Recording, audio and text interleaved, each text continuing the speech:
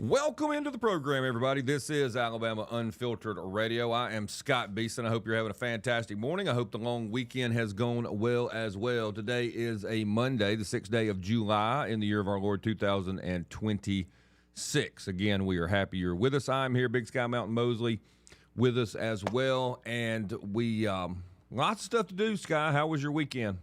Fantastic. Celebrating America's 250th birthday. And just had a real blast. Just had a great time? You know what I mean? Yeah. Good. Yeah. How about you? No, we had a really good time. I just let me ask a question of folks out there, you and everyone else. You know, there's a lot of stuff to talk about over Independence Day weekend. But do y'all enjoy, because we kind of did, we try to do something when our kids are in town and that kind of stuff, which kind of sometimes leads to us wanting to, let's do something big. But because of the schedules and that kind of stuff, we had to kind of chill, and we chilled at some friends of ours' house, and they have a pool. And I'm telling you, I just enjoyed the weekend. What do they call them, staycations? Yeah, just stay home and relax. I just kind of think that a staycation is a big plus. Because you kind of get kind of stressed when we got to go somewhere, we got to do something big, and the big is never usually as good as other things you did. So I'm thinking of what we did, which people are gonna be like, well, that's just mundane, but no, it's fine. So Mac and his girlfriend wanted to go to Top Golf, so they don't advertise here, they should, but so we went to Top Golf one evening. Then Sky, we went and did tubing on the Cobra River, which just the big inner tube, not ones that are black and rubbery, but the company name was on there, and that takes about to get the whole group in and out and everything was probably 3 hours, 3.5 hours, something like that. And then we did the hang out, the pool, and grill out, and hamburgers, hot dogs, that kind of thing on the 4th, and then went to see fireworks, which the fireworks was an interesting story as well. So some folks at the international headquarters here of Alabama Unfiltered Radio and 1819 News, there's a viaduct in Birmingham that's closed. I do remember what it is. I don't. They call it the Rainbow Viaduct, Guy, and it's because they painted this wall beside the railroad tracks downtown, kind of rainbow colors. I'm familiar with the area. I think it was before rainbow, meant liggity bigot warriors. But anyway, so I was under the impression that you could see but you can't see Vulcan itself from there. But I was under the impression you could. So we come down here and we go up on the thing, and I go up to scout it out ahead of time. So there's some folks up there like grilling out on top of the closed viaduct. It's just pedestrians only. And they're younger. They probably don't vote Republican. We'll just put it that way. And I'm like, hey, can you see the fireworks from here? Yeah. Oh, yeah.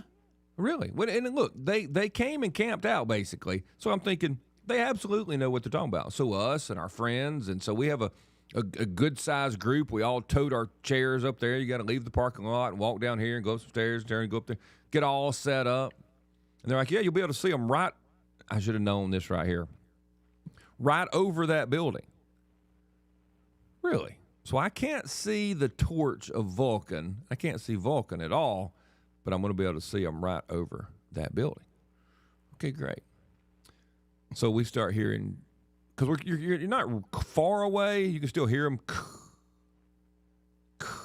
And also, that the people who are camping out are playing the radio or music, but they're not playing the music that goes with the fireworks. Of course not. They can't do that. You probably like some of their music, Sky. It's some stuff I'd never heard or whatever. I mean, I'm not saying it's bad music. I'm just saying they're determined they're going to listen to their music instead of the patriotic music, which you anywhere you go, you hear. But this is the first time I've gone downtown, okay, for the downtown experience.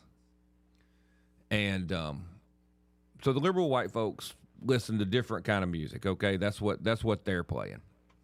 And then we realize you can see part of the fireworks if you move all the way to the other side of the viaduct and look around the edge of the building. Mm-hmm. So we saw a third to a half of the fireworks because you have to look around the side of the building. And I'm like, man, I'm my bad. I'm so sorry. I went off what other people said, and then I got down here and doubled down based on what other people said. I have to ask a question at this point. Were the white liberal people listening to the Grateful Dead, Scott? Sky, here's the thing. If they were been seeing fireworks, if they that you were, weren't seeing. I don't know it because I don't know what the Grateful Dead sound like. Well, there's no telling what they were seeing. Yeah, they could have been. Yeah, they're like, wow, it's awesome. Ooh, I was like, oh, for the love. So anyway, but then off to the right when it was over, Regions Park down there, they had a fireworks. I think it was Regions Park, and we could see it. So for the folks that were at Regions Field, they must have seen 35 minutes of fireworks if they could see Vulcan. I mean, it was astounding. That's a big show. It was astounding, and but a good time was had by all. But I'm kind of leaning towards the staycation model on the 4th because it was better. Because, you go out of town and everybody's like, what are we going to do? I don't know. What are we going to do? Well, you're going to do some of the same things we did. No, that was always like an amateur beach trip. It's gotten so bad down at the coast anyway that it's just so crowded. You can't relax. You can't enjoy you can't get the beach vibe with all the crowds. Once the Yankees discovered the our Emerald beaches Coast, and what we used to call the Redneck Riviera. Yeah. It was all when MTV started coming. That was it, and it's just they had a mass shooting in Pensacola. Did they really downtown? Yes, in Pensacola. Really? Yes. It's so sad. You can't. We're coming to the place now. Look, I'm celebratory of America. Okay. But we are almost to the point where you, me, just good people in general of every walk of life. The people ought not take anything bad, but it's just hard to have nice things. Like I'll give you an example in Birmingham. So we go to Topgolf, which is downtown. I forgot what they call that little district they're trying to build up. There's a new amphitheater off back on the other side and all this kind of stuff. And we're driving down there, and we kind of leave the house kind of late, so we're not going to even get down there till like 8 o'clock. And while I'm driving, I'm thinking, I wonder if there's a lot of people there. Because if the parking lot is full, where am I going to park? And if they're having something at the amphitheater, this is my mind, rolling through the thoughts. If they're having something at the amphitheater, or maybe over at the stadium, there won't be hardly any parking spaces. And so I'm going to get to tell my family, we are not parking out of the lit up, fenced. We're just not parking out in the neighborhood. That's not happening.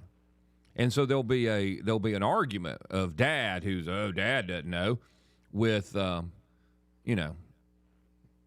going, no, I'm not doing it. Now we didn't have to. It was fine. We got to park in a regular place. But that ought not be the case in the United States of America.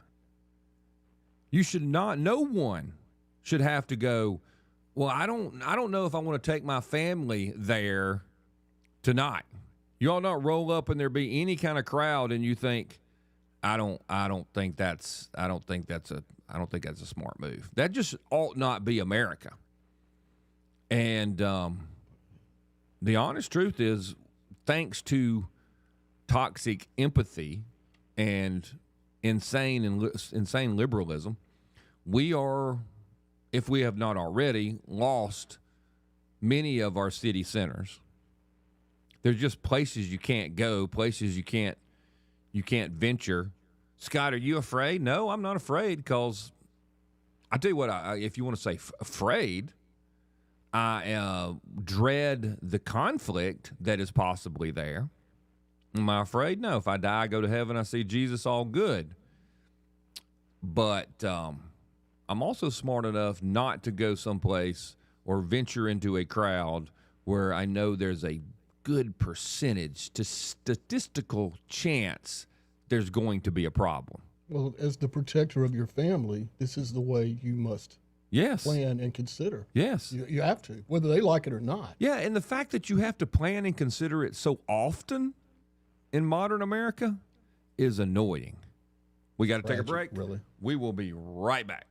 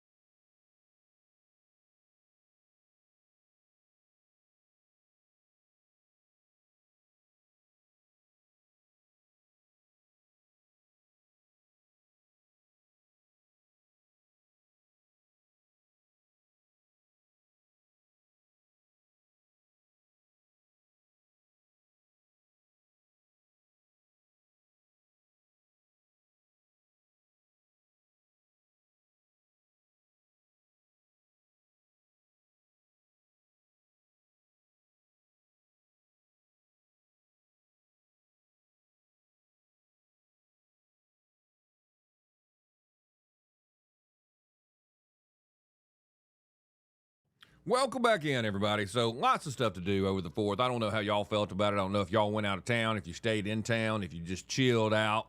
But I hope you had a great Independence Day just from everything I could see across the country. Now, look, there are some places where people are nuts. There are some places, and we're going to talk about that later in the program. We had the issue in Pensacola. We've had one in the river region right there. My guess is there's probably, oh, God. Sky, why do I have to be the one to say these things? But somebody's got to say them. And we've made progress through the years figuring out how to get people to actually say them. Hey, by the way, if you turn over and watch the old YouTubes here for a second, you can see my breakfast in the screen. I guess I should probably zoom in until the eggs are gone from the screen. But just the fact that you almost can't have a holiday in these blue dot cities without somebody killing somebody. Somebody acting a fool. Drive-by shootings. How do you get in such a fight? Is it over the cupcakes? I wanted the blue one with a star on it, and you gave me the red and white striped cupcake, and therefore I'm going to shoot and kill everybody? Well, now more and more it's what they're describing as teen takeovers. Oh, teen takeovers. That's what it is, and it's an organized event. Usually they get it going through social media, and you have hundreds and hundreds of people from out of the area, so to speak, that come in a deliberate attempt to, quote, take over and cause havoc and chaos in a normal, civilized place. I'm going to call BS on a little bit of what we're being told on this. There's some room there, I think. Yeah, because the press is saying exactly what you said a bunch of times, and that's how I would have described it. And note what you threw in there, because we're taught it, okay? Mm-hmm. That all these teen takeovers are folks from someplace else. Now, that does occur sometimes, okay? But if you have a teen takeover in downtown Birmingham, okay, you don't get to say, not you, they don't get to say, no, these are folks, these teens from other places. Because if they come in from Irondale and Gardendale and Center Point and Hoover, you don't get to claim, because what they're doing is, this effort is to make it sound like, oh no, the kids from our city didn't do this. We're innocent. People came in from other places. Now look, if you're in a vacation area, the teen takeover probably is people from someplace else because you're in a vacation area.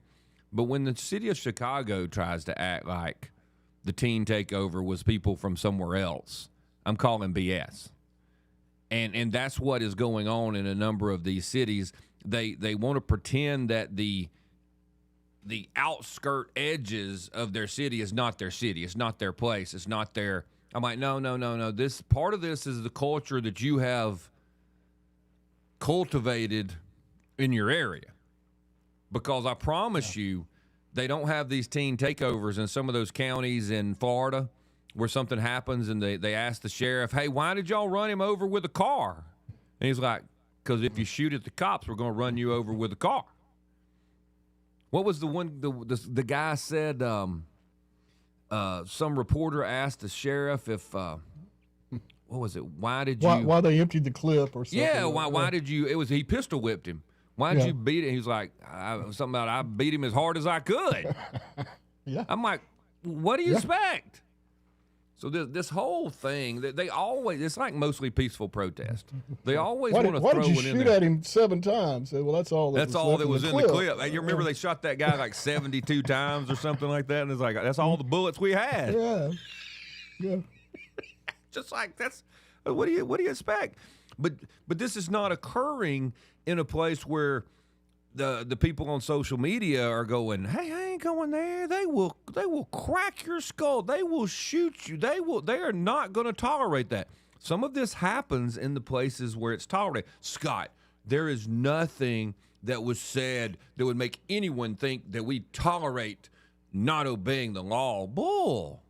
You've created an environment. Now, I'm not saying that it doesn't happen in a place that doesn't tolerate. Could it go out and happen in my community tomorrow? Yes.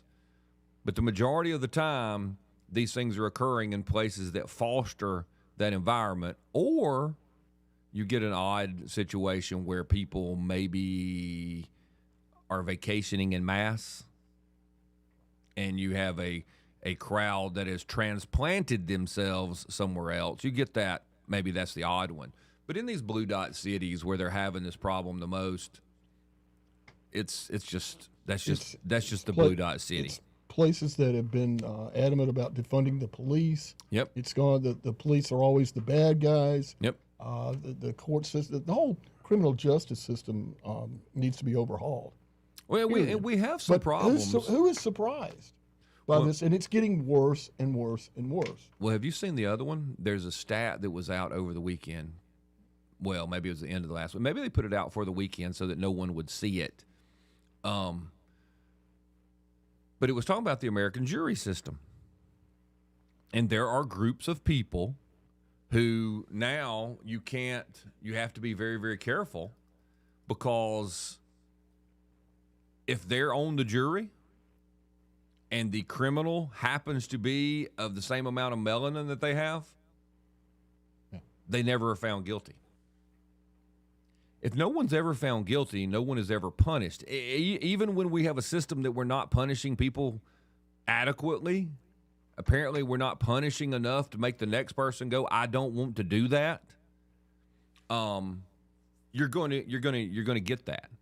So if you have a community, if it's in downtown Hertzahatchee, and every time Junior does something wrong, the jury lets Junior off, Junior and his friends are going to get worse and worse and worse because there is no accountability. And I don't understand why people can't see that in some of these blue dot cities. Well, they can't because they refuse to accept reality. But what you have is a system that protects criminals instead of citizens. Yeah, no, you're right. You're right. I want to talk about all the good things that are happening, but we got to get to this story. Let's go out to Soldier Boy. Soldier Boy, welcome to the program. Check down. Soldier Boy's not there? Wait. Let me see. Let me check. All right, let's try it. There he is. Yeah, there he is. Okay. Hey, Soldier Boy, how are you this morning? Can you hear me? I can hear you. Yes, sir. Can you hear me? Yeah. Hey, first of all, thanks, Mr. Trump, for making that phone call and getting that red card gone. Hey, we're going to have that. That's a positive story in America. Hey, you know what's good about that is, if you watch the game at all, should have never even got that red card, okay? I think that was a bunch of politics and bullcrap, okay? I think it was the New World Order wanted the United States, to take the heat, to get beat and go out. But Mr. Trump, make one phone call. He picked up the telephone and he dialed those 7 digits and he said, "Yo, you better get him back in it." Yeah. No, it's a good story, no doubt about it. If you watch the game, like you say, it clearly looks like it was done on purpose. And all these little Karens around the world are like, I don't even want to hear from them. Last night's game was awesome, man. It went back and forth, ebb and flow, back and forth, the tension. That was a great game last night between England and Mexico. Great game. It really was. And I was surprised that the guy got the red card for England and forced England to have to play with 10 for a while. Just because England has a historical record of getting a red card and then getting bumped out of the tournament. Well, what's so awesome too, I liked about it so much is the game being so good. The kicker, was it the goalie from England? Man, he is awesome. Yeah, he's a stud. There's no doubt about it. He's a stud. Okay, let's talk about what happened. Now, I remember on Greg's show, he had a caller, a regular caller. Was it Bo Holtz? Is that his name? That's correct. Okay. His daughter had a drive-by shooting.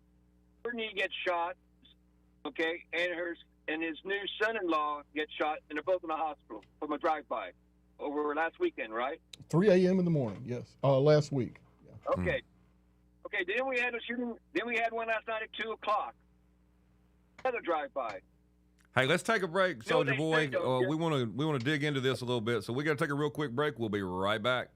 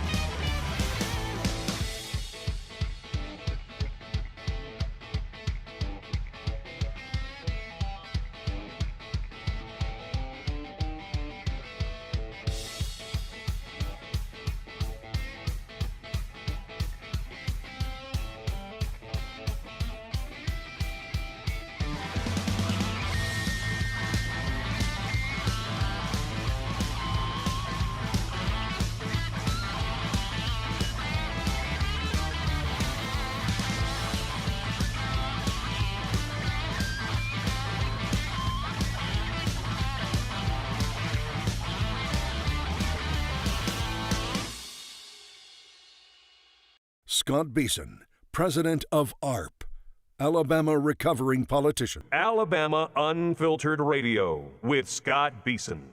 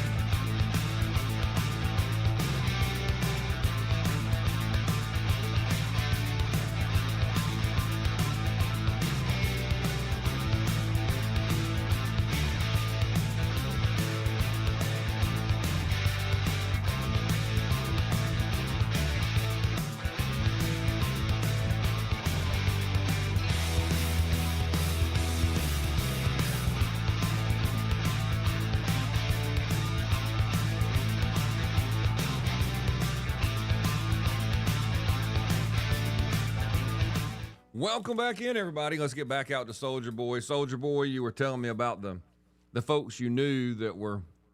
Did they the events of last week with the folks y'all know or the caller? People just shot into their house, like they're not That's even. What we know. They're not even part of the deal. I mean, they're not even. You know what I'm saying? There's they're just no randomly evidence just to shooting tie into them houses. To any cause for a You drive-by shooting. You got to remember something. They're not the greatest of shots. They don't go out to the firing range. No, but still, That house was targeted, apparently, though. The but house was targeted. But we have no evidence to show any reason why. Want to shoot them up. Well, you don't know. I mean, it might have been. Could be a mistake. Hey, I didn't give you $5 at the gas station. Yep. I didn't. Could be random. Or you disrespected me, man. Why you disrespect me, man? Yeah, at the stoplight, or somebody said, "Hey, you can't stand in the road. Can you let me by?" Anything could have caused it. Yeah. Crazy. So what's the story on what happened this weekend? It was last night. Well, this weekend, evidently, it happened last night. That's correct. It's confirmed. And the news ain't coming out with it, but it's all over Facebook and every place else, that the child that was accidentally shot. Remember this thing. A stray bullet has no conscience. Yeah. Okay? It doesn't care. And guns don't kill people. For all those liberals and progressives out there, people kill people. Absolutely. I can find 20 ways to kill you, and 20 ways to leave your lover at the same time. So don't blame it on the guns. I'm tired of this gun control crap. Every time they try to jump on that. Right. But this child was sleeping in her bed, drive by, I guess, I don't know. And guess what? she is shot in her chest, a 6-year-old child, and dies at the hospital. Oh, she did die? She wasn't just shot? She died? Has passed away, yes. Oh, my gosh. It's terrible. Yeah. But this is impossible. And look, I know that I'm getting off. What? Could you imagine at 2 o'clock in the morning, you're sleeping, dreaming of good, positive things happening in your life, and not waking up and seeing the Lord in front of you? Yeah. Unbelievable. It's crazy. Soldier Boy, thanks, buddy. Appreciate the call. Hey, I got one. Hey, Mayor, call Jim. Call the National Guard. Yeah, no joke. They got to get this under control. No doubt about it. Golly, that's just so bad. Boy, that's a downer. I wanted to talk a lot of July the 4th stuff, but that is an absolute downer. I do have a question though. Didn't we make shooting randomly like more of a crime or whatever it was? And didn't we do our Glock switch ban? Didn't we do that? Didn't a bunch of legislators run around like they'd made us so much safer, and a bunch of Democrats? Well, it was Republicans did it too. I mean, it might have been led by Republicans. And we felt so good about everything. Well, I mean, it was kind of like, one of the reasons we don't have a lot of violence in our convenience stores and some of our restaurants and stuff is because a few years ago, some of our law enforcement went around and put stickers on the doors and said that guns were not allowed. I'm wondering, Sky, if we could just put some signs up in these neighborhoods, going into the neighborhood, or maybe on the back of stop signs so we don't have to spend a lot of money, like no guns allowed in this neighborhood. And that would probably stop it. Or maybe we could just put some little political signs up and, drive them in the ground, just a little 18 by 24 sign, and it says no guns. The same little logo that we have on some of our businesses.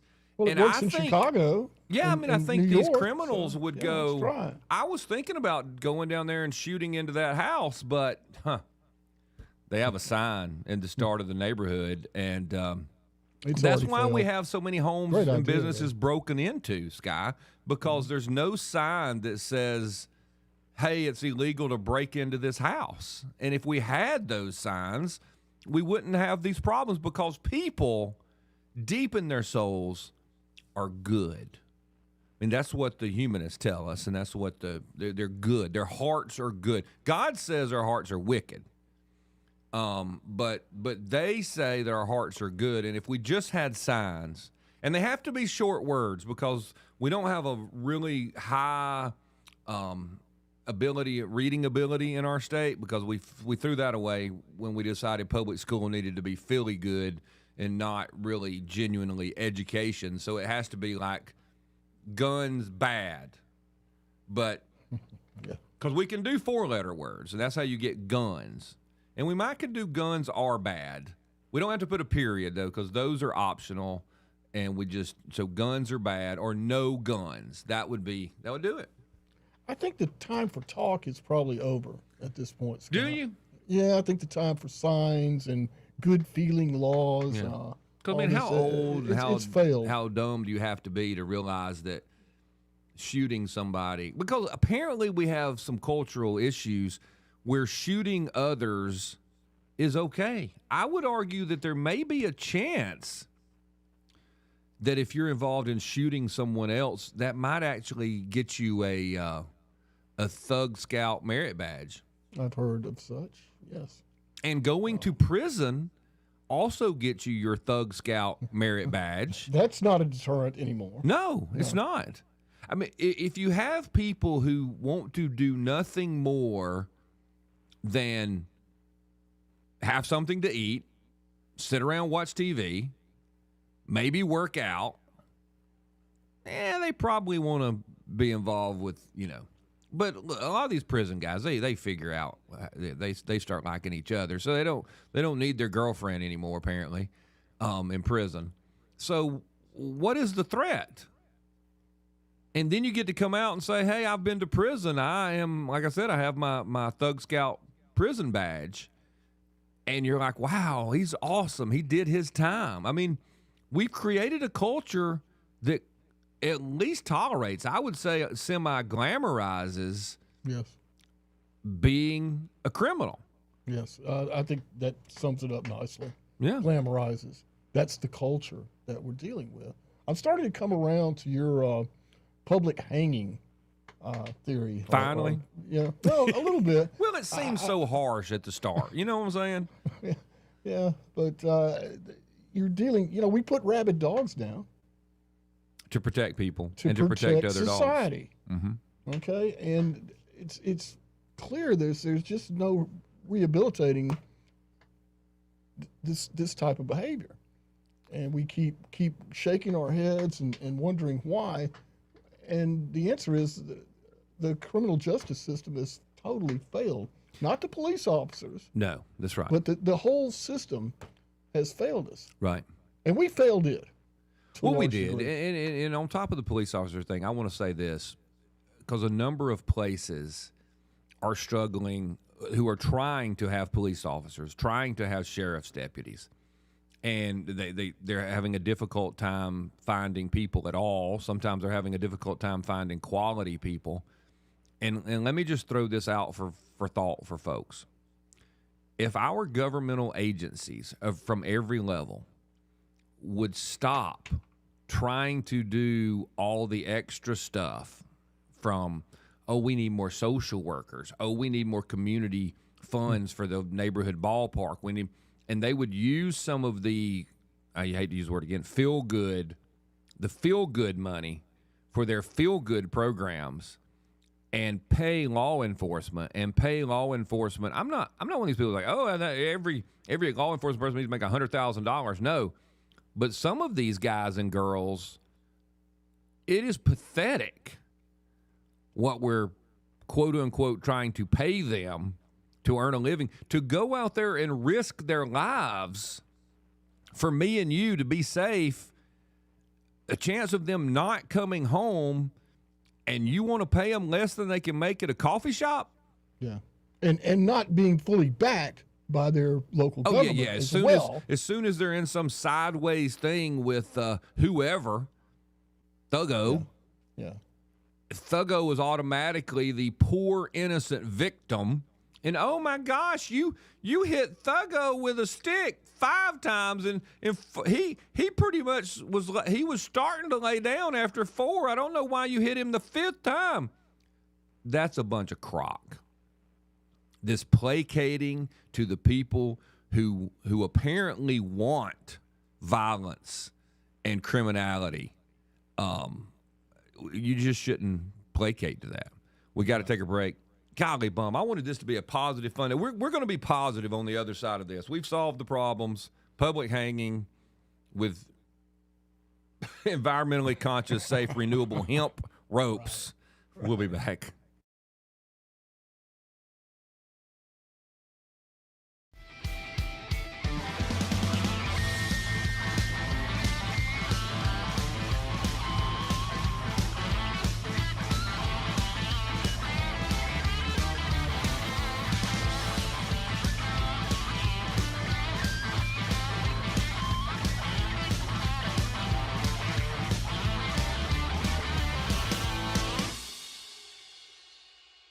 Scott Beason, president of ARP, Alabama Recovering Politicians. Alabama Unfiltered Radio with Scott Beason.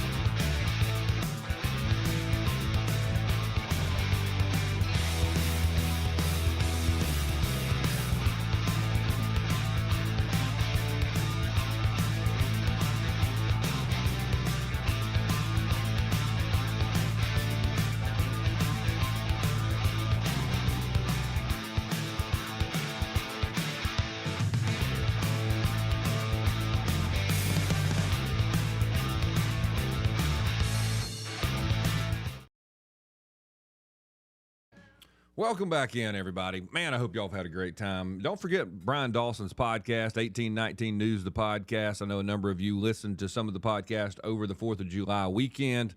So go check it out. You can find it at YouTube, the same place you can also watch us streaming most days. I haven't checked to see whether or not it's actually working today. It says it is. So we shall see. I forgot to put on my my commentator robes, but this is one of my patriotic shirts. It's got some kind of fish on the back with an American flag. So Scott is wearing a Blue Oyster Cult shirt from that's a a concert in 1980. Look, Salt Life. If you don't believe me, tune into the YouTube stream. Yes, and, absolutely. Find Scott Maybe Beason channel things. and then go to live. And yeah, and so I had to zoom out so you can see my little bowl of scrambled eggs. You can also see my coffee cup that says on the outside. I wish it was turned the other way so when I'm drinking it on the show you could read it, but it says, "I'm sorry you're old." And then on the inside where you can read it when you turn your coffee up, to drink, it says, "That's all." And one of my inventions is on here too. So I have a little coffee warmer, Sky. My daughter gave me, put the coffee on it, and when it depresses it, it heats up. It's not on all the time. It's only when your coffee mug is on there.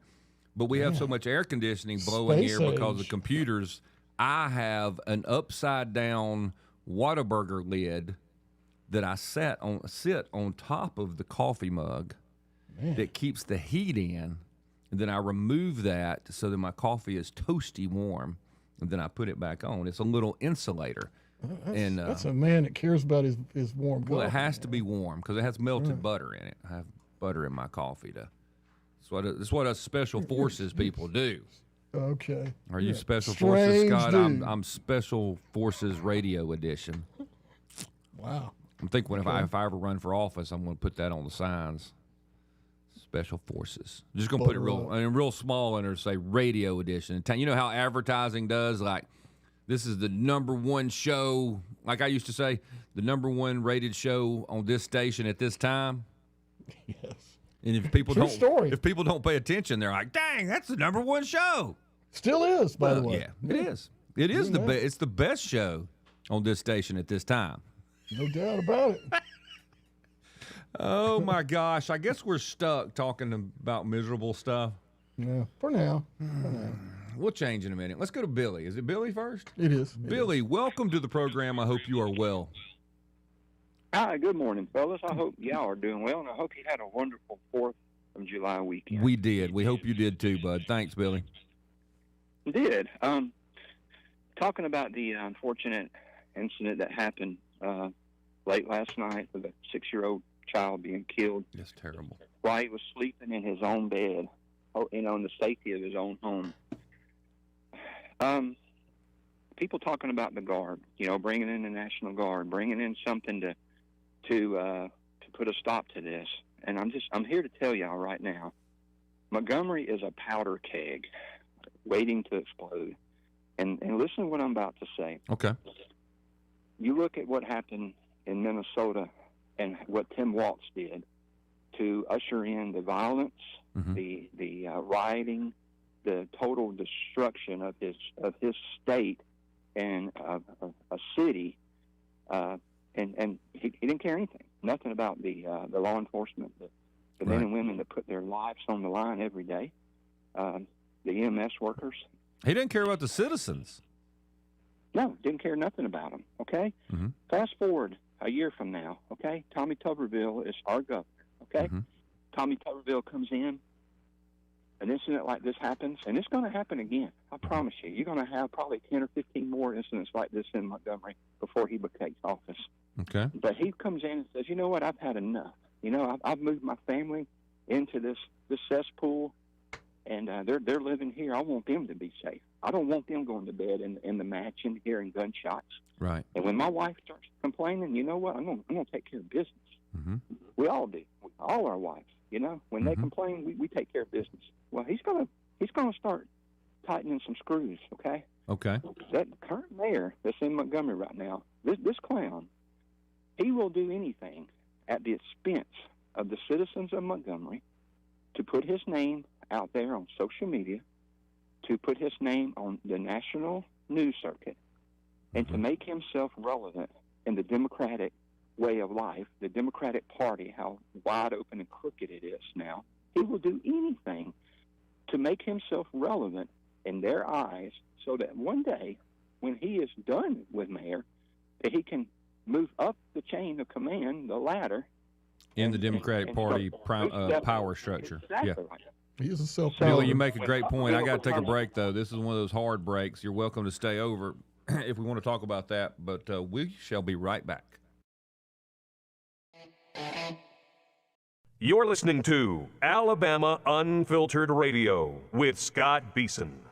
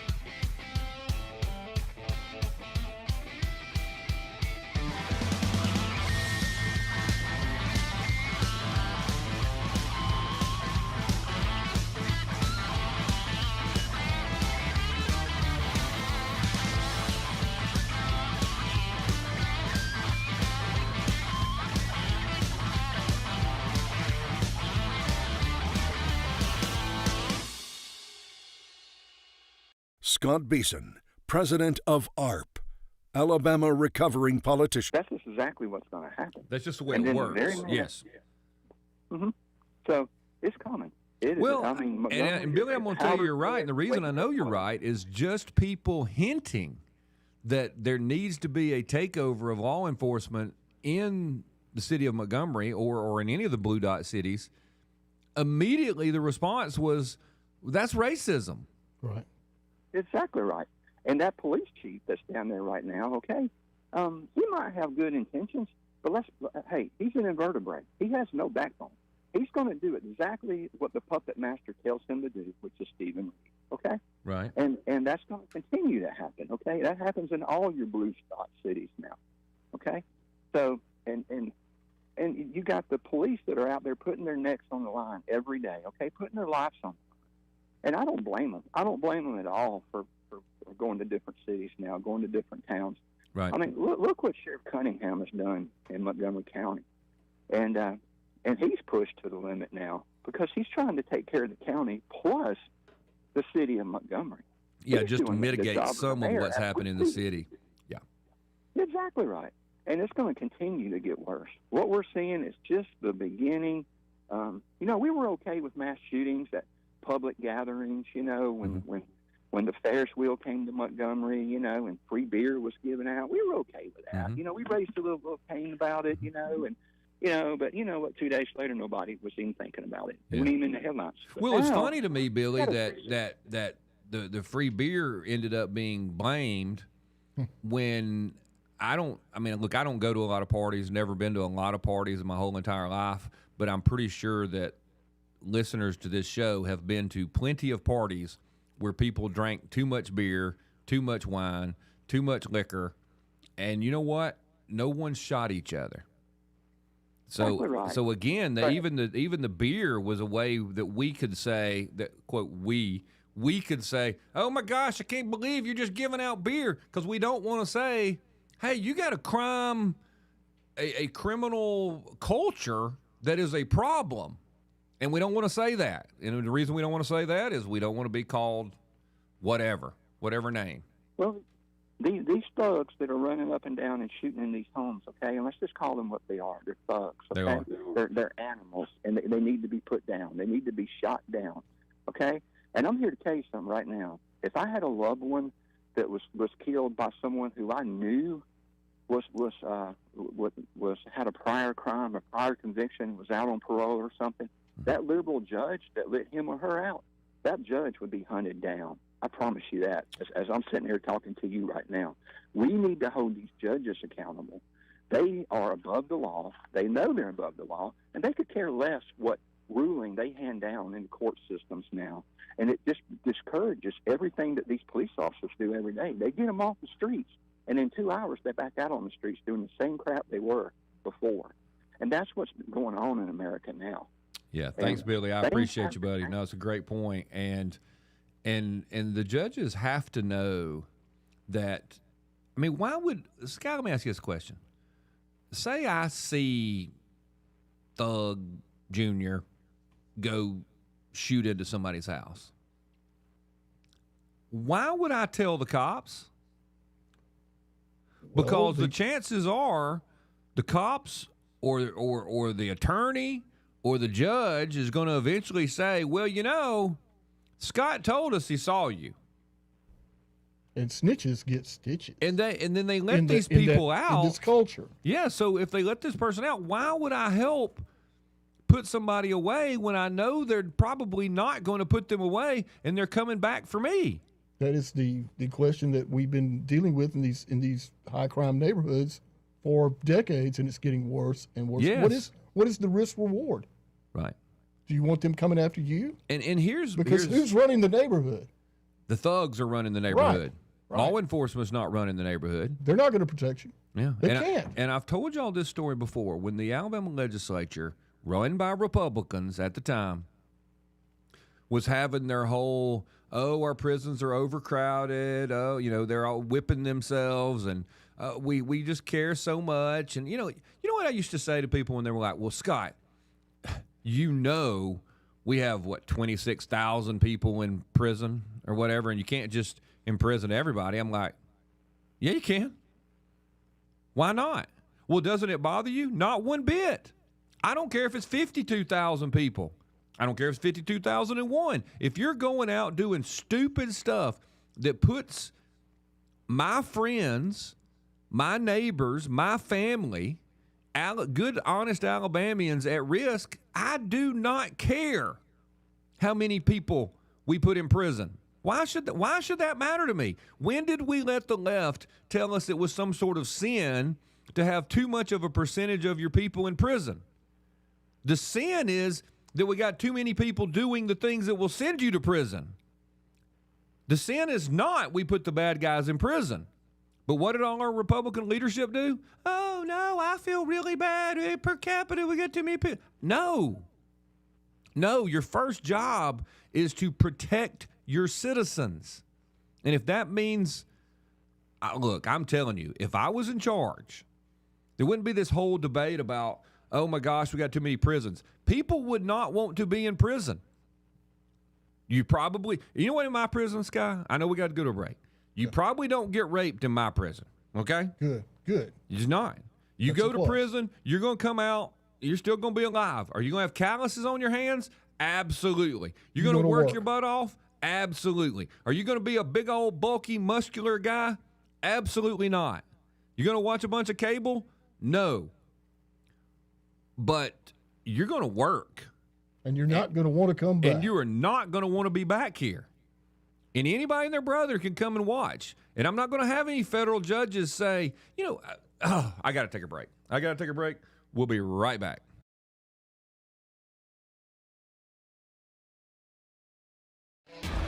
Alabama Unfiltered Radio with Scott Beason.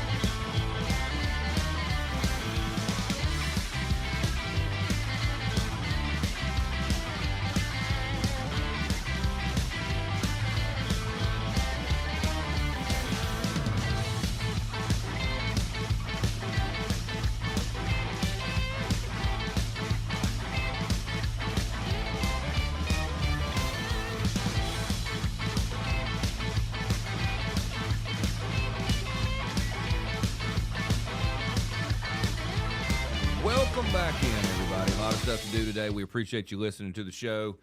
And was it Billy? Billy made some good points. And I don't blame his frustration on you read these stories and you find out that some judge let somebody back out on the streets or decided that they didn't need to be put in prison very long. There's a story out of Florida right now. Haitian, an illegal Haitian who ended up getting temporary protected status under the Biden administration, the one that everybody's whining about. Oh, no, I can't believe it's awful. Donald Trump's going to send all these people back. Let's see what he did. Where's it at? I get it the order. He went viral for killing a woman with a hammer. But here's the bad part. He also strangled a woman to death in January. Two separate crimes. Two separate crimes, apparently. Illegal alien Robert Joaquin has now been charged in a second homicide, the murder of Julia Corvo in January. Okay, let's not even bother to send him back. Let's build the scaffold, and after a fair and speedy trial, hang him by the neck until death. I'm fine with that. Only thing I might do different is they've got a lot of cool trees down there with overhanging branches. Just hang them right there. It's got to be official, Scott. You can't do it from a tree? No. That just looks too bad for people. Yes. It would make people want to stop. Can we that's at least kind of where we're at now. Can we at least reuse the gallows? Can we do that? Since I had my hemp rope that's environmentally conscious, it's reusable, and then all the dope smokers will like it too because it's made out of hemp. So I mean, it checks so many boxes. But I mean, you got to do TV, that. Man. And when the federal judge says no, you can't do that, my answer as governor would be, then you better come get him. You personally, Judge, you come get him, and you better take him and put him under your federal protection, and you spend money out of your judicial money because we have had a fair trial. We know he did it, and we're hanging him Friday at dawn or at dusk or whatever. I don't even care. I don't even care about doing all this midnight stuff. But why would I make the family and everybody who wants to? Why do we do that at midnight? It's a ritual. It's dumb. If it is a ritual, it's some sort of pagan ritual. Probably. You know? I mean, it probably is. Well, we only execute people at midnight, so the dark spirits or whatever. You know what I'm saying? It's one of those things that you do it because you always have. Yeah, and nobody's ever thought to question what's why. wrong with 9 o'clock? We're going to do it at 9 o'clock tomorrow. We're going to do it at lunch. Yeah. You can't do it at lunch because then people have Alabama. They're doing L words. You know, with lunch. You can't have that. You cannot have. You see what I'm saying? You got what I'm saying? It just popped into my mind, and you can't do that. No. Same reason you can't do the tree. Nope. But you know, it's just ridiculous what we are letting happen. Would you hang the guy that's? You know, here's my thing. I'm ultra sensitive to people being put in prison or executed or whatever for accidents. Okay. Oh, well, you were driving, I don't even care if it's 15 miles an hour over the speed limit, which they act like some golden. Have you ever thought about, you're driving into some neighborhood in Montgomery, and you're just driving in the long entrance way. You ever look down and see how fast you're going? I do. You're probably going 40. Yeah. Because 40 is not fast. Now, I'm not saying if a dog ran out or whatever, I get it. But if something terrible happens, some accident happened, and then they go, well, you were driving recklessly. You need to pay for the rest of your life. I'm opposed to that. Now, look, there's probably a limit where, like the NFL player that was going 100 and something miles an hour and ran into those people and killed them. There's got to be some absolute accountability for that. Do I think you did it on purpose? No. But somebody who just takes their gun and fires it into a house, that's not I just wasn't paying attention to how fast I'm going, or that I just drive too fast. You know what I'm saying? You have to know. Everybody knows you're running a good chance of killing somebody doing that. Does that make sense? Absolutely. There's crimes of passion, and then there's just savagery. They're just, exactly. And then there's also, hey, I was being stupid. Yes, ignorance and and I just did something dumb. But there is a difference. When you kill somebody because you're shooting into a house, you drive by, or you're shooting into a crowd because so-and-so made you angry and you kill somebody, you're done. I'm sorry. You ought to be done. And I don't know why it's so hard. You do terrible things to little kids, you ought to be done. But what I was saying before the break about the if I was in charge, I wouldn't care if the federal judge said, oh, you can't. Remember when Fob James was governor? I do. And he was making people work on the side of the highway, and the sides of the interstates were looking great. Yes. In some of the places they were working. And whoever it was, the liberal groups came and said, oh, no, it's terrible because what they're doing is if Scott refuses to work, you know what they were doing? So I'm out there, I'm on the chain gang, or I'm working in the group, and then I just decide, well, you can't make me work today. Well, what are their choices?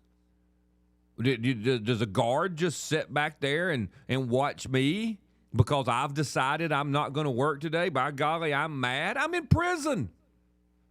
So what they were doing to them, Sky, was they were chaining them to what was called a hitching post. Mm-hmm. Now, I don't know who called it the hitching post. I would have called it what would you say, the pole of not having to work or something. Just you got to flower it up, the detention pole, the obelisk perhaps. of freedom, something stupid like that, so that when the liberal ACLU and the SPLC came in, they would have to say, Judge, my client kept having to sit by the obelisk of freedom. What? The obelisk of freedom? That doesn't sound terrible at all. But what was happening was some prisoner says, I'm not going to pull weeds off the fence beside the interstate. And they said, well, fine, you can just sit here in the sun. Well, everybody else is in the shade. Well, you're the one who don't want to work over there in the shade under the trees. And then they bullied the state into cutting that out. Huge mistake. And I think I would have to say, Judge, come get him. He can stay at your house. I tell you what. You're right. Anytime we have a convict who says he's not going to work on the chain gang today, we will drop him off at your house every day. And we're going to tell all the other criminals that Judge so-and-so thinks they should be dropped off. They don't have to work. And the hitching post is terrible. So we will hitch them to your house. Actually, I don't even know if I want to hitch them to their house. I want them to be able to go in their house. But we'll bring them by. They can sit by your house, and you can go out there and put a shade over them, and you can go feed them, and you can watch them, because we're not paying somebody to watch them. And then here's the beauty. In the age of technology, Sky, you can have yourself a little web camera out there to make sure that mean old guard is not just beating them down with a stick. Because that's the other story. It's like, well, they're just out there working, and that guy's abusive. Oh, really? He's abusive, huh? Well, let's go check the film and see how abusive he was. But it'll be like body cams, Sky. Remember when body cams were supposed to show us all the police officers being terrible? And now all it showed us is, doggone, he should have hit him a long time ago. Why did he use the billy club? Yes. Yeah. He should have hit him the twice. Opposite effect, I'm afraid. Yes. Well, the thing was, the work, making prisoners work was like slavery. Yeah. That was the, I'm sure you remember. But that's why we changed the Constitution. That's exactly what prison is without the work. It is slavery. It really is. Can't go anywhere. You're locked up. You can't go anywhere. You can't do anything. And your meals, your clothing, everything's provided for you. Yeah. And you can't leave. So I'm trying to think of all these different ways, because people are like, well, you can't, if they don't want to work, you can't not feed them. Well, what if we buy like a whole big strip of land and say, okay, fine, you don't want to work today? That's fine. But get on the bus. Well, why? Because we're going to drop you 32 miles from the prison, and you're going to walk. You're going to walk 32 miles back, and your food will be here. When you get here, your food is waiting for you. See, this is what we need. You're going to do something. Common sense solutions. And he'll be like, hey, let me cut some limbs on the side of the highway. I do not want to walk 32 miles every day. It's your choice, because we're about freedom. We'll be back. Your phone calls up. Hold on just a second. Wow. All right, we're back good. Let's get out to these calls. Let's go to, what's the order, Sky? Charles the first, or? Charles the First has a He's been crime waiting the solution. longest. Charles the First of Dewey. Welcome to the program. I hope you had a good Independence Day. I guess y'all aired something that had me on it because my Charles the First about my dad got seen for over 200 times, Scott. And it came on right after your show would have aired, but I didn't get to hear it, so I don't know. But that made me feel good that everybody was interested. I was going to tell you though some things that can be done. Okay. One thing I think if it was back here at my little old community right here and it happened in the 60s, we'd have the preachers all get together and grandmas and stuff, make every kid be at that, young person be at that church. And not only that, our daddies would have called whoever it was and said, this can't be happening, and they would have been out on the streets kind of watching everything. You know what I mean? Okay, yeah. Now, here's what needs to happen in Montgomery, though. There needs to be an ordinance that when something excessively violent, and particularly if a child, you remember Miracle, the 15-year-old girl in November of 2017 when in Birmingham got killed that way. She was just in her home, and the bullets come through. You remember that at all? It's in Birmingham, so it's it's not that odd. It's Midfield. Either. It was Midfield, and she went to an all right kind of school. But anyway, what I'm going to say is, in a vicinity around where excessive violence happens, you don't let any more alcohol-related events happen. And you have an ordinance that when a violent thing happens, you don't get the license for it anymore. And you have a 90-day moratorium on being able to do it anymore. And that as things gets better and there's no violence, we'll slowly integrate you back into that until it happens again. And then you're hurting them. Now, why? No, wait, Charles the First. Why are you? Are we saying it's alcohol's fault? I'm saying just like the downtown, and Sky can tell you about this. The downtown little thing they had in Montgomery last year. Yeah, the Ferris wheel, free for all. Mm-hmm. Yeah, all the free for alls like that. You got me? Yeah, but if you, I don't think that. I'm just saying you've got to make the people that's potentially the ones that's doing it in these gatherings not be able to gather. I don't care whatever kind of way you do it. Their ability to gather when somebody dies needs to be. All right. Now look. Okay, so that. All right. Now we're getting to it, Charles the First of Dewey, because I may have misunderstood what you were saying. Because when I pressed you on it, you said you quit talking about the being able to have beer or whatever, and I don't drink, so I'm not defending beer. I don't even know in the Ferris wheel free for all, Sky, if they ever proved that the people shooting had been partaking of the free beer. The story just had to be about the free beer, like, oh no, they were all down there drunk, then didn't know what they were doing. They've drawn a crowd. We don't know if the shooters were drunk or not. Yeah. But Charles, you finally got to it, which I think makes a better point, but it is a little bit more pointed, which is if we've got places where this kind of stuff is happening all the time, maybe you don't allow gatherings anymore. Because at least you're getting to the point now. Hey, look, if this neighborhood can't stop having this stuff, if y'all can't work with us on this stuff, if we can't limit this stuff, then we're going to quit having parties. We're going to quit having gatherings. We're going to quit having things, these things where these things occur. We'll quit having the events. That makes perfect sense. I'm with you on that. But I want to note the evolution of the verbiage, because it took us a little bit to get to the real meat of the problem. Okay, we have low income government housing in Huntsville, and this is what they're doing right now, and what they did I think last year. But in just another week, there will be a curfew between 9 p.m. and 6 a.m. in Huntsville, and 10 till 10 p.m. on the weekends. Okay. And what they found, they did a study. And it wasn't the persons that live here that was creating the violence and killing anybody or anything. It was the people coming to visit them. Okay, now wait. All right, because we talked about this at the very start of the show, too. I think you might have missed it. When they say it's the people coming to visit them, did they come, and I use the example in Birmingham, was it their friends from Center Point? Because everybody else sees them as the same place. You get what I'm saying? Because these governments like to say, well, it was their friends coming to visit. But if the friends came from the next town over, we're all still from the same town. It's like me saying, well, I'm not from Birmingham because I live in Gardendale. Well, technically that's true. But when insanity happens anywhere in the metro area, we're all in the same lump. So in Huntsville, where did those folks come from? Right outside the city limit, right in the county, or did they come from Memphis? Well, I'm quite sure. Yeah, you see what I'm saying? They came from Huntsville. Yeah, they're from the same area. So let's don't say that either. It really down. Mm-hmm.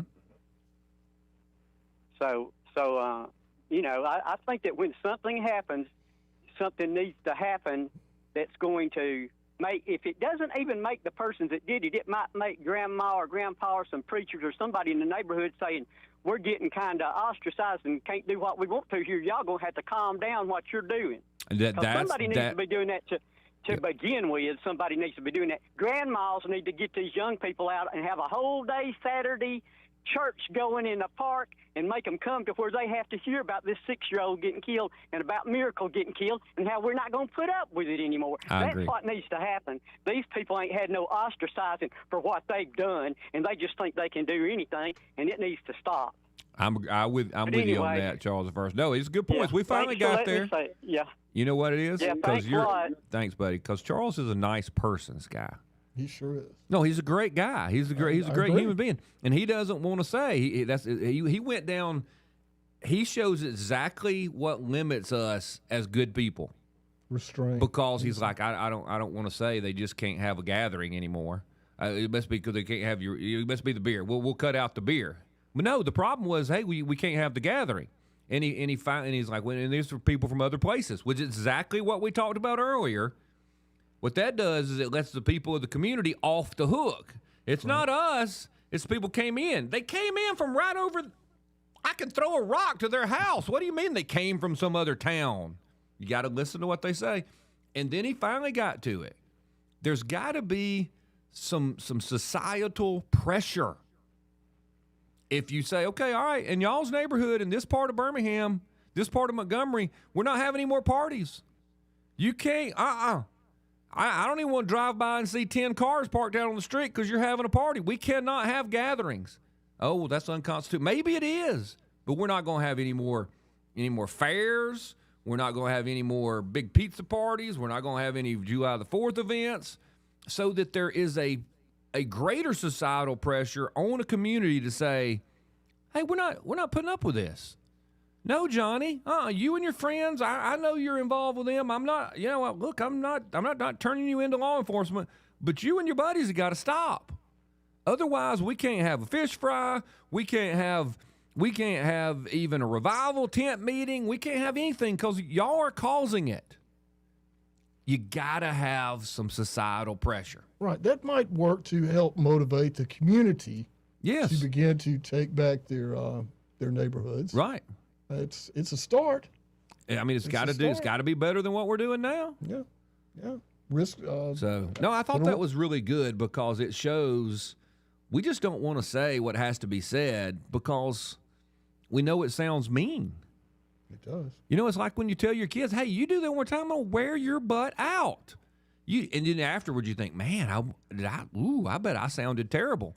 Well, the sounding terrible is what made him believe it. Well, sometimes you have to meet violence with violence. With a little bit of violence. And it's time we started using some common sense. I'm not saying that's the ultimate solution, but it's part of it. Scott, you can't just execute all the bad guys. Well, I promise you, if I executed all the bad guys, there wouldn't be any bad guys left. It seems like simple math to me. They'll never do it again at that point. I guarantee you What do they say? Capital punishment doesn't deter crime. Well, I'll believe that when I see you again. That's right. We'll be back. Alabama Unfiltered Radio with Scott Beason.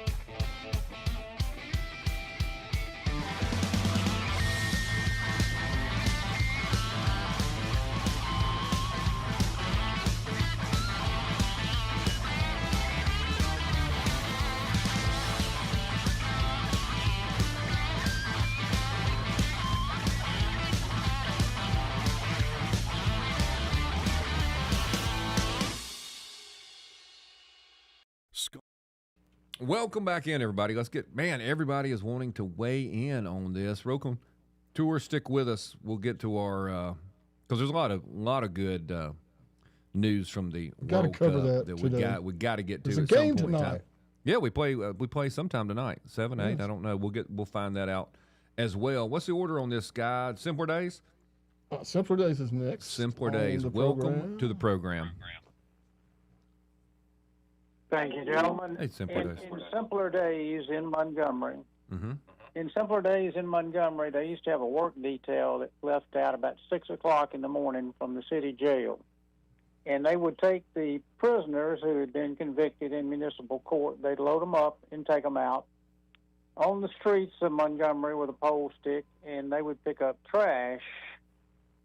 Well, that's been a long-standing practice until our new blue mayor came on, Mayor Reed, and he said that was demoralizing and was not a good look for the city of Montgomery. It was part of paying your debt to society. Now, the mayor didn't say that. No, but that was the concept of paying your debt to society. Work. Yeah, I agree. But to Charles' concept about the grandmothers, I hate to break the news, but all the old blue-collar grandmothers that used to sit on the front porch with a switch and shell peas, they're running the streets now and making babies. They're gone. Really? They're gone.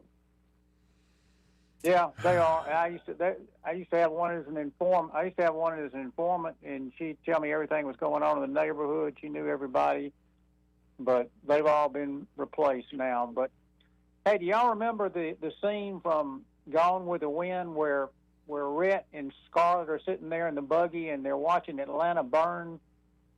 You remember that? I remember it well. I still refuse to watch Gone with the Wind. Yeah, I remember it well. Well, when they're sitting there, Rhett sees the Union soldiers marching out of Atlanta, and Scarlett says to him, I'm glad they're gone. I hate them. I wish they wouldn't come here. And Rhett turns to her and says, well, Scarlett, when they leave, the last semblance of law and order will leave with them. That's what's happened to Montgomery when the police left. Y'all have a good day, Hey, gentlemen. thanks, Simpler Days. And what I don't understand, and look, I say I don't understand it, Sky. We in the South, everybody of every different persuasion, regardless of the amount of melanin in their skin, our skins, we understand. Most of us have had a Christian upbringing. At least the values that people have tried to pass down to us, what little they can do in schools now. I mean, we still have that Southern Bible Belt influence. Now, look, our betters and the national leadership is trying to squeeze it out of us, and we have a couple of generations now that a lot of it has been squeezed out. But we know what to do. We know what works. And unfortunately, golly, okay, I'm just going to have to say it. The legislature is predominantly white, and they and many of our leaders are paralyzed by the fear of someone calling them racist. And I started to tell y'all the example earlier when the Republican legislature was having their, we're whipping themselves for having too many people in prison, and they were going to have prison reform and all this kind of stuff. The story I was told, and no one has ever refuted it, ever, was during the committee hearings, Sky, where we're great Republicans, we're awesome, and we're going to be easier on prisoners. We're going to quit sending everybody to prison, the whole 9 yards. And I only want people sent to prison who, we all can pretty much agree they need to go to prison, get them off the streets. It was black Alabamians, Sky, who were in those committee hearings asking, I won't say begging, asking white Republican legislators to not let these people back into our neighborhoods, because they're the very ones being preyed upon by this thug culture. And what did the white Republicans do? They totally ignored the black people who were being victimized. Now I would argue that I could make the claim that was a little racist. But in my eyes, what I saw was white Republicans who said, well, that doesn't affect my neighborhood. I live in a nice neighborhood. I don't care what happens to you. I get to go out and act like I'm a super nice, great virtue signaling person. I don't want to send everybody to prison. The old Birmingham News is going to say good stuff about me. I'm enlightened. I'm not like some Neanderthal like Scott Beason is. So why do I care? I'm not paying attention to you at all. I'll let these people back in your neighborhood because people will say I'm so good. That's just obnoxious. We'll be back.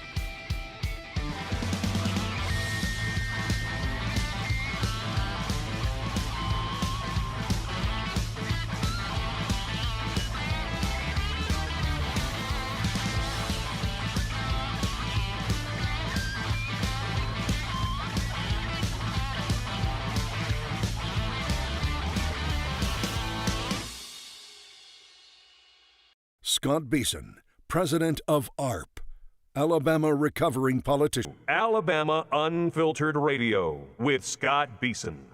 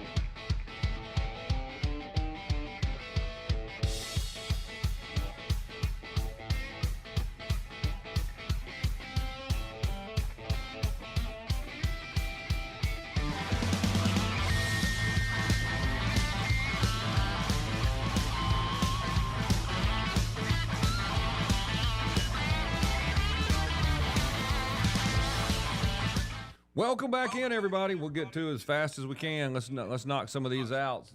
Doggone it.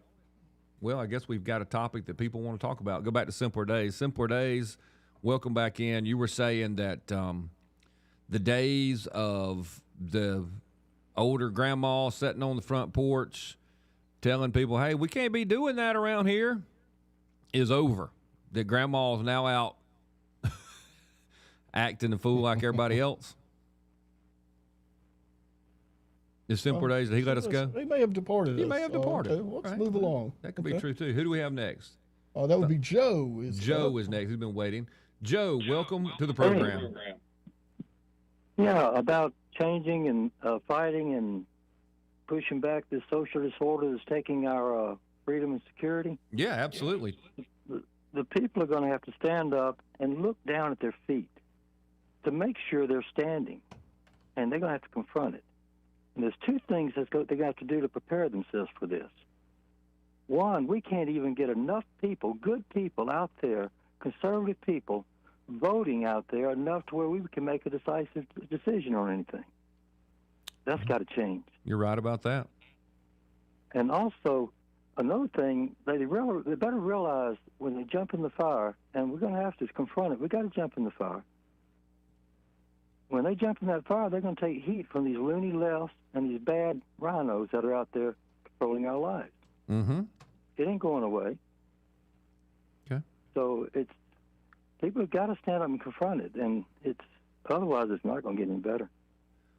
No, I agree with you completely, and I don't really understand. I know there's a societal pushback in that regular people are worried if they come out and support things like I've talked about this morning, that people will say bad things about them or they'll look bad or whatever.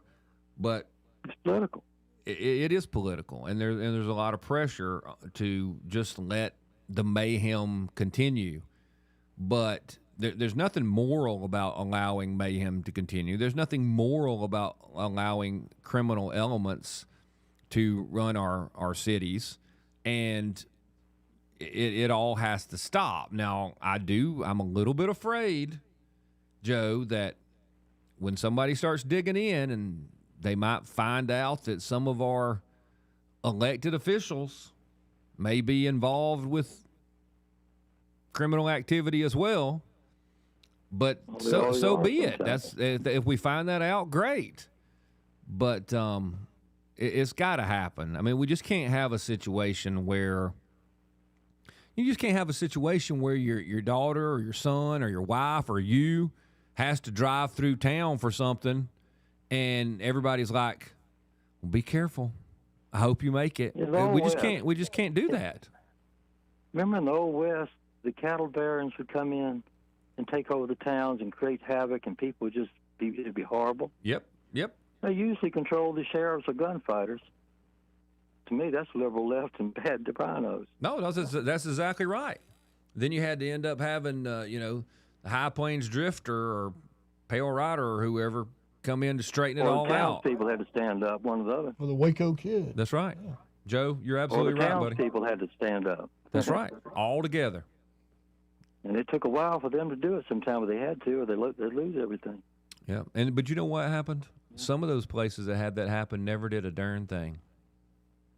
And they just took it, and they sacrificed their daughters and their wives, and their sons ended up being in the bad group as well, because they just didn't have the nerve to stand up. Well, at least now we're still at a place where we can expect our elected officials to do it. But if we dawdle around too much longer, we're going to be to the place where it just takes me and you and everybody going out on our own, and that's going to be a terrible, terrible, terrible place. It always boils down to that. For the real important things, it always boils down to that.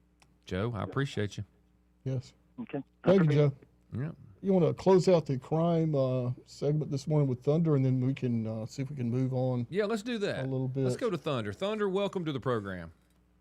Well, good morning, everybody. Good morning, Thunder. Happy belated birthday to everybody. Absolutely. And independence means a big thing to a lot of people these days. They think that it gives them the independence to behave like a damn feral savage. That is not what it means. if the judges are going to allow them to behave like feral savages, then the judges need to be held responsible. Yeah, Most no, of I these agree. kids have been in the legal system for a long time. The mamas need to be responsible from day one. If mama don't know who daddy is, how can daddy help fix the problem?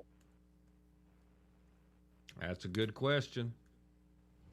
And most of them don't even, most of these young people today, I doubt they know who their daddy is. I doubt their mama knows who their daddy is. I mean, I said this last week. I doubt their daddies know that they're daddy. Oh, you're saying there's some guys who don't even know that they're fathers, that they have a child. That's entirely possible. Yeah. And they don't care. The great society's turned out to be not so great. Yeah. We have got to put a stop to this. And putting a stop to this starts at the very beginning. If you don't know if you cannot put a father's name on that birth certificate, your benefits are cut by 2/3. And these are not benefits that you earned. This is a gift that is stolen from the American taxpayer. Yeah. I don't disagree with you, Thunder. And the way I see it is, say Tommy Tuberville becomes governor, because I'm sure Doug Jones is not going to do anything about any of this crime. That's he will see that as some sort of part of his base. He'll make it worse. Wouldn't Doug surprise Jones me. would make it worse. But what would be wrong with us saying, okay, look, we're not gonna be draconian until October 1st. So if your kids are involved in gangs, or your kids are running around acting a fool, or your kids are doing stuff, you got 90 days. You got 90 days to tell everybody in your family that apparently Scott and them are done. They're through with this. We're just not doing it anymore. Our cities are going to be safe, and if you're out doing this stuff, you're probably going to be caught, tried, convicted, and hung. And so it's not a surprise. It wouldn't be like, oh, I didn't know this was going to happen. We've been doing this for years and years. I didn't know. I'm fine with some sort of grace period. Hey, get out of your gang. Get out of whatever you're doing. Don't be involved. And I don't know why that's evil. I don't know why that's considered to be so rough and harsh. Thunder? Well, it's not.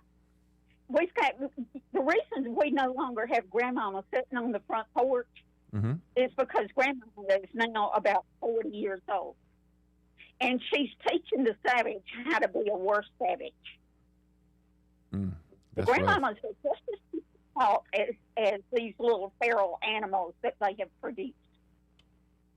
It all goes back. And if you think that it is only one side, you are sadly mistaken. Oh, no. There's a bunch of feral white kids out there, and everybody should understand that every race is lumped into this acting like a stupid thug group. No doubt about it. So nobody attack us and say, well, you're only talking about this group or that group. No, y'all jump to that conclusion. No, I'm talking to all of them. Yes. When these girls get out and they get pregnant, they have babies, they must, in order to receive any kind of federal assistance or state assistance, they must name the daddy, the father. Yep. Because he ain't much of a daddy. Then the state and the federal authorities need to be going to these fathers and saying, okay, you produce this, so you're going to help support it. Yep. Hey, I hate to bring up another question. It's probably for another whole show. But what if the dad, the sperm donor, said, you know what? If I'd have had a vote, I would have just aborted that kid. Are we still going to make him be responsible? And I'm talking about, look, in mine and your worldview, absolutely, okay? I get it. We're trying to make a deterrent, and we're opposed to abortion. I just find it fascinating that we've created a world where everybody, the poor old boy is made to be responsible because he fathered that child, But the girl can decide to kill the baby or not kill the baby, and we're just basically figuring out who's going to supply the check. Well, I understand that. I know. I didn't mean to bring up a whole new topic, but it just popped in my little bean head, Thunder. Well, these girls that get out and they have one baby right after the other. Yeah. We all make mistakes. I have my arm up in the air. Y'all can't see it, but we all make mistakes. Yep. I did not have an illegitimate child, but I have made mistakes in my life. Yes, ma'am. Me too. We got to take a break, Thunder. Two mistakes is intentional. Yeah, eventually it becomes a strategy, not a mistake. Thanks, Thunder. Is she still there? She's not there. We're out.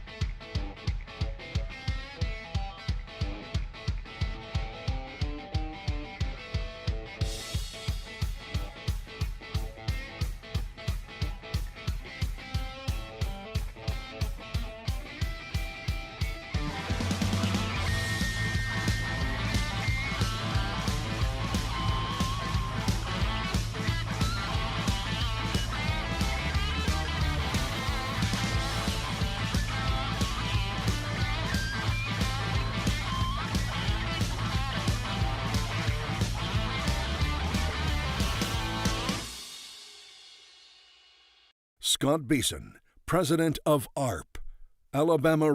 Welcome back in, everybody. Goodness gracious, the whole day is gone. I guess the Tuesday the 7th will be our July the 4th reminiscence show. We got sidetracked by the wonder, the amazement of the United States, and then you just think, hey, man, we should focus on the positives, no doubt about it. Lots of people had great times, great communities, great events.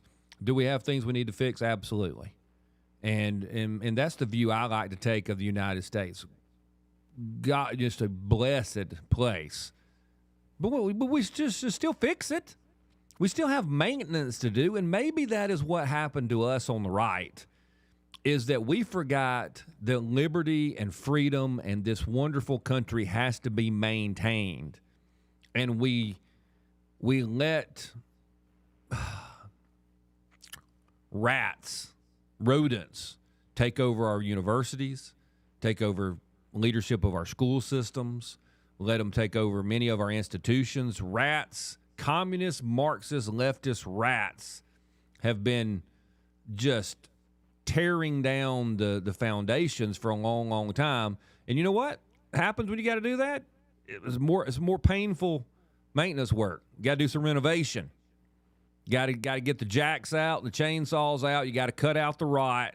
You got to put new good wood in there, and you got to build it back. But you know, that's what happened. We partied for a long, long time, and now we've got to do the work on the house. So we'll stay positive. Let's go to Roke on Tour. Gets us updated on the World Cup. Thank you for listening. Thank you for being patient. I try to keep things on topic, but what's happening, my friend? Hey, good morning. Prayers go out to Bo Holtz, his family. Also, the family of the 6-year-old from today. Absolutely. Can I put a red light on the end of the caboose? Yeah, sure. Just real quick. Note, reason executions occur at midnight is the order of execution is written for a single calendar day, and that gives them 24 hours to make sure they get it right. Really? Mm-hmm. Look, I promise you I can get it right within an hour. Well, we'll blame the lawyers for it. We'll blame the lawyers for it. Okay, I'll give you that. If I go out, if we've hung you and you're still making it an hour, then I don't know, start yanking on the rope or we'll start putting weighted vest on you till we make it to the end. How's that?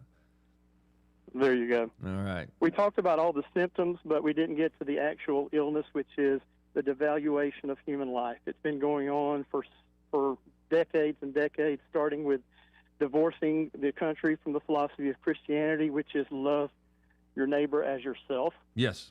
We've continued it with the termination of millions of unborn children through abortion, bringing it all the way up to modern day. We told people during a pandemic that they were not essential. We've told people that their health doesn't matter, but the money matters more than their health, and so we won't pay for your treatment, but we'll pay for your euthanasia. And until we get back to where we actually value human life and value our neighbors, this will never get solved. It's a good point. We've got to have some heart changes before we can fix some of this problem. But at least I can keep people safe by eliminating those who want to kill others. And do not value human life. Correct. I'll give you that. Correct. Yeah. July 4th, our founding fathers, we were founded with the rights of life, liberty, and the pursuit of happiness. You can't pursue happiness until you're free, and you can't be free if you don't have life. Yep. And liberty was the freedom to pursue that happiness and to pursue righteousness as God had laid it out for us. And somehow we've decided to abandon liberty for the idea of a freedom that says everything is right. Because there's liberty and there's licentiousness. In America right now, we put licentiousness on the pedestal, and liberty is a secondary. So instead of having the freedom to do what is right, we value the freedom to do whatever we want, which usually leads us into dark areas. And the devaluation of life. Correct. World Cup update. Speaking of freedom, Balagun is free and the world has messed up. We have Monday Night Football, gentlemen. What time is the match? The game tonight?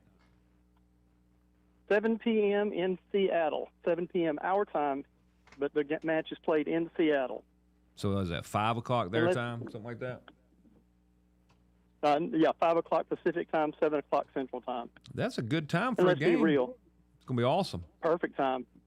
Did they really think they were going to keep a guy with the name Gunn out of an American match? Come on. I told some people, now look, I don't know what the involvement of Donald Trump actually was. It looks like they actually went to work And I've decided that I hate Belgium because their coach is whining about, I thought this was, July and not April Fool's Day and all this stuff. That call against Balogun, who is our birthright citizen, it was a terrible call. It clearly was not on purpose. And I thought the call was made in an effort to put America out of the World Cup. And so does the Belgian coach think that that's fairness? That's the way it should be done? He doesn't like a completely unfair call being overturned when it's happened a number of times. Well, Balogun was also basically following a greater law, which is the law of gravity. He had to land somewhere, right? Right. He can't just hang in the air. He has to come down. Right. And if the guy gets under his foot when he's coming down, what can he do? Correct. That's what I thought. I mean, it was a terrible call. We talked about it the day after it occurred, and I'm one of those who gives FIFA credit. And look, they've been very hush-hush about it, and they have kind of two areas they could fall in. One is, well, we folded to American pressure. That's one. Or the other one is they may actually have some substance about this guy and this ref and this whole 9 yards, and why don't we just fix it now? That's the other possibility. Am I right or wrong? No, you're absolutely right. And to talk about the Belgian coast, first of all, I don't listen to countries that haven't been in existence as long as we have. They were founded almost 50 years after we were, so they don't know what they're talking about. They're still a young country. Isn't that what they say about us? That's what they say about us, yes.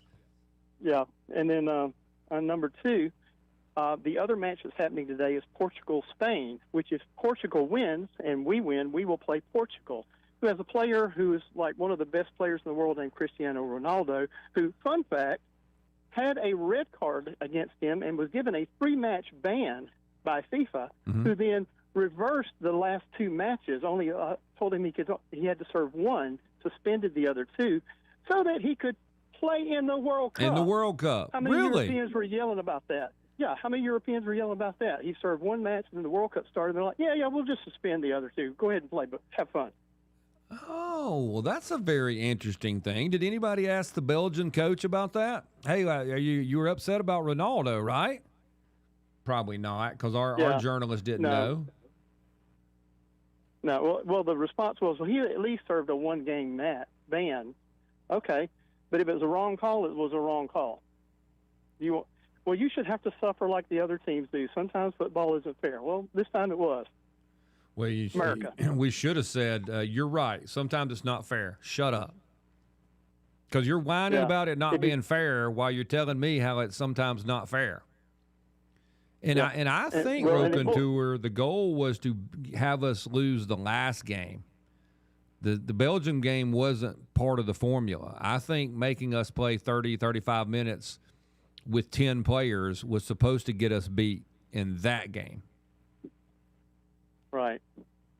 Well, all I've got to say about the Belgian coach is if you're scared, just say so, because now we're a slight favorite to win with Balogun back in the roster lineup. I hope Balogun comes out just guns blazing, literally. Literally. Balogun's blazing. That's what we need. And if we're going to, look, if we're going to have birthright citizenship, we might as well get something out of it. Well, and if we're going to host the World Cup and produce, I forget how many billions of dollars, but it's the most lucrative World Cup in the history of World Cups. Yeah. We're talking about FIFA, who was, they were bribed, put pressure on them. Okay, were you screaming when Qatar got the World Cup because they were bribed and they used slave labor to build stadiums? Were you fussing when FIFA was bribed by Russia when Russia got the World Cup? Like literally flagrant. Like there's a FIFA official who has a multi-million-dollar apartment in New York City for his pet. Hey, let's take a break. Can you stick with us? All right. We'll be right back.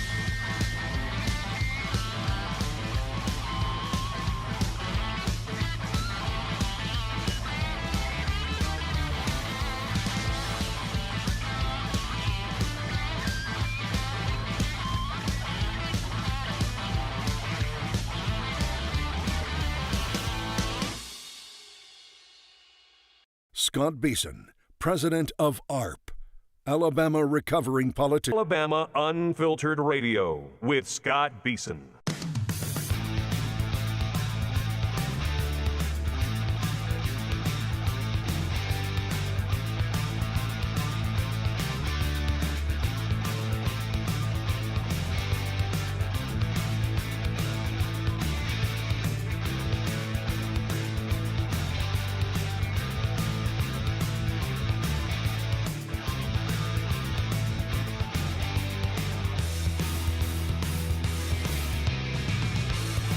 Welcome back in. Let's get back out to Rokan Tour, and then we'll get to all the other phone calls. Rokan Tour.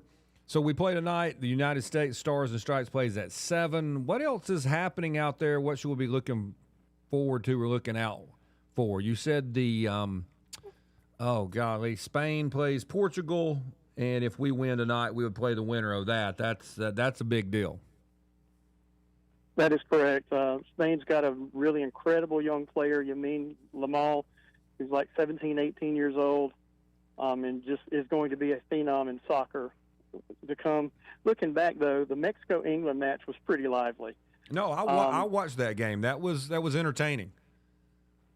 Yeah, and just so you'll know, since you are the number 2 soccer fan in the state of Alabama, yes, anytime Mexico plays, we root against them. Are we supposed to be against them no matter what? No matter what. Okay.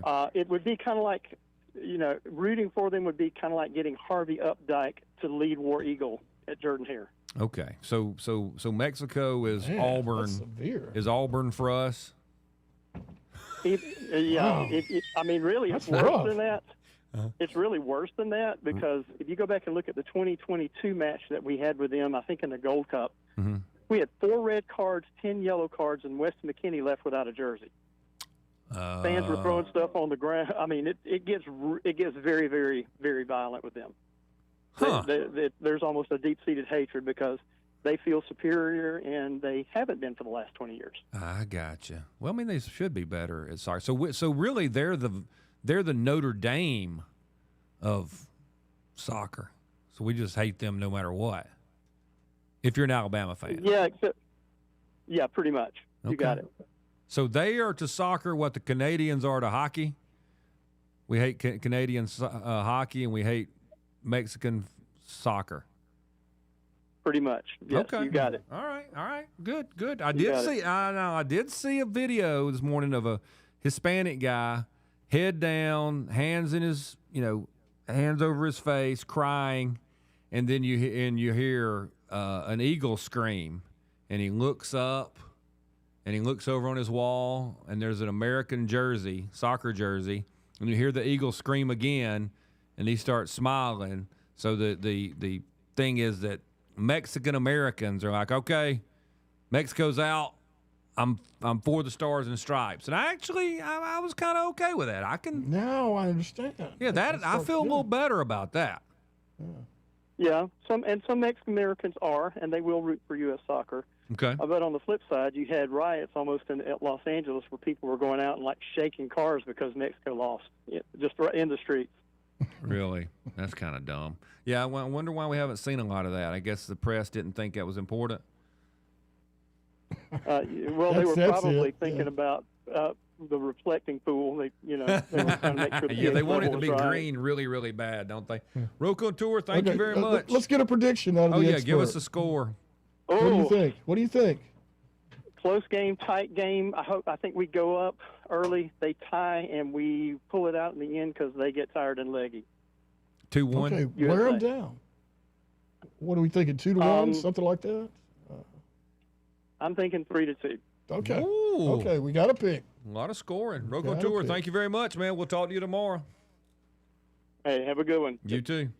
Look, did you know that more money has been wagered on this World Cup than any other sporting event in history? That's because Americans are betting on stuff they don't have any idea what they're watching. We're interested. Yeah, we're ready to throw some money at it, whatever it is. There's no college football. I saw that guy Let's light it up. On the TikToks. I'm betting on them. We don't know. You just figured it out. That's it. That was quick. Americans, we are. We only know about it because we're hosting the event, and therefore we're going to throw tons of money at it. Who is the main character, Slim or somebody, in The Jumping Frog of Calaveras County? Mark Twain. Okay. He wrote it, but who was the character that would just bet on anything? Yeah. That is America. It's been a while. Yeah, that's us. Take my money. Shut up and take it. As fast as we can. Yeah, and don't you love how now the story is people are saying things about what the there's a couple, 2 or 3 of these websites that aren't really gambling websites. They're like Kashi or whatever. The prediction site. Yeah, where you and I can just think of anything like side bet. We'll bet whether or not Scott's 2 kicks off his head tonight. Radio show actually stays on, or do the computers go out? That kind of thing. And Americans are just pouring cash into that. Which, look, to be honest, I like that model better than the bookie model. You know what I'm saying? I mean, at least you're just like, okay, well, 10 of you are betting against them, and 8 of them are betting for it. So let's figure it out. True pari-mutuel wagering, and it's a lot harder to fix. It's more open, isn't it? Alberta seceding from Canada than it is, say, a basketball game down the road. Yeah, exactly. You know what I mean? Or a ref who will give you a red card if you invest enough. If you can think of it, you can place a wager on it on these sites, and they get around the legality issues of traditional gambling as well. Because they say it's an investment. That's right. You're like buying stock, which they have good lawyers, man. More power to you, yeah. It was funny because when people were like, well, buying stock's like gambling. And we used to say, no, it's not. You're looking at the strength of the company and all that. And then you figured out, wait a minute. They're manipulating the market. Yeah. Yeah, I remember that. You remember when we used to say that? Yeah, I was in like 3rd or 4th grade. Let's go to Clark. I actually believed in it one time. Hey, Clark, what's up? Clark. Come in, Clark. He may have gotten called back. Who do we have? Okay. We have the honor of a senator on the line. Oh, Senator Ledlow's on? Senator, welcome to the program. Yep, Hutsahatchee. I was going to give you a history of how my family got to be the Ledlows that had so much power in Alabama. Okay. Back in great-great-grandpa Ivan and his wife Beatrice and their 2 kids, Anna and Ledlow, was coming in to Hutsahatchee. Mm-hmm. And, back then, there wasn't no running water, Scott. Okay. And this over here near the dry side of town, where the main street was, there'd be a general store. And if it ever caught on fire, the people of Hutsahatchee just watch it burn. I got you. But great-great-grandpa and grandma and the kids, they was in that Ford Model T back in 1910, one of the first ones to have it. And they drove right into the middle of that general store at Hutsahatchee, and they went to stomping and taking their blankets, and they just stomping and carrying on until they put that fire out. Yes, sir. And the citizens of Hutsahatchee took up money for them, clapped, and they just gave them praise and gave them $35. Woo. And the grandson, he left it in the whole historical facts. He asked Grandpa Ivan, what are you going to do with that $35? And Grandpa Ivan said, I'm going to buy a set of brakes for that Model T. Senator, we got to go, brother. That's how I got that. Take care. Thank you. Got to buy some brakes. That's how you ended up in the next town. Didn't have no brakes. We'll be back.